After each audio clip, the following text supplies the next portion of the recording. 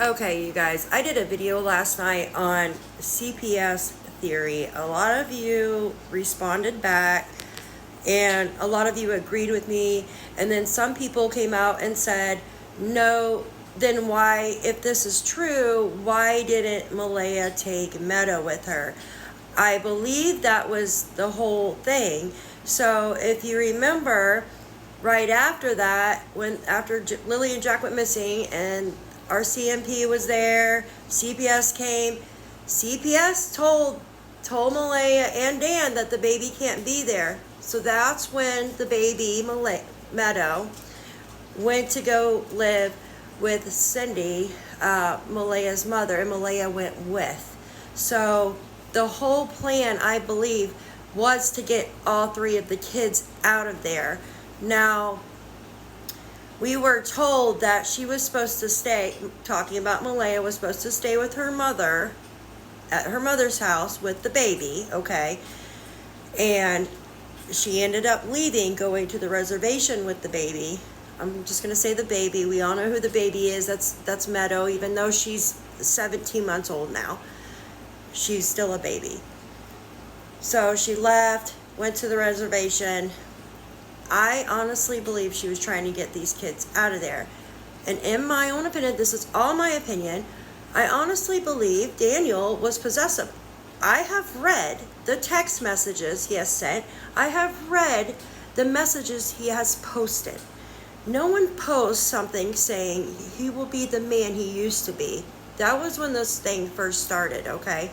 I honestly believe she wanted to get her damn kids out of there, because after listening to these family members and this chaotic case, I'm going batshit crazy here.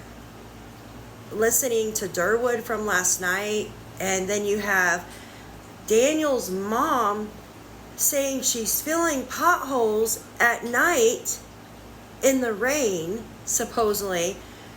And Malehya and Daniel, oh my gosh, Malehya and Daniel were in the trailer.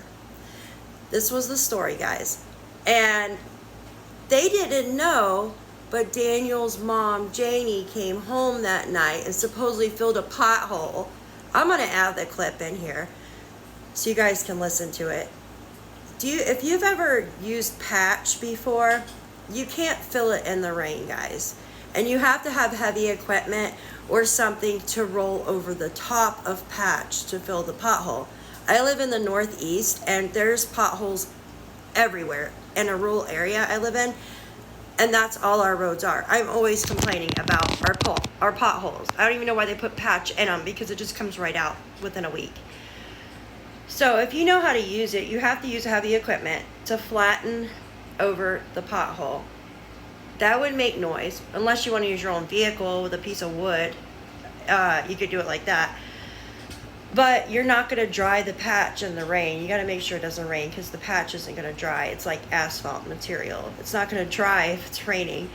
So the story that this Derwood Grady guy was given or made up, I don't know at this point anymore.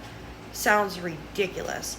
And it's a completely different story than what was given to the RCMP in the beginning of the investigation.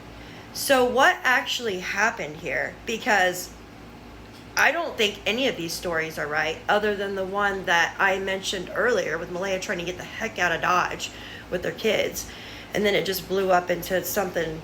She might even just be in hiding from these people, because there's something else going on, that their stories have been changing, flip-flopping every single day. It's a new story every single day, guys. And supposedly this guy, Grady or Derwood, he's homeless. He's living in his vehicle. What? Let me know what you guys think.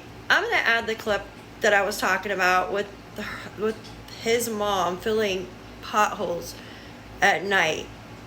Yet Daniel and Malehya didn't know that she was home.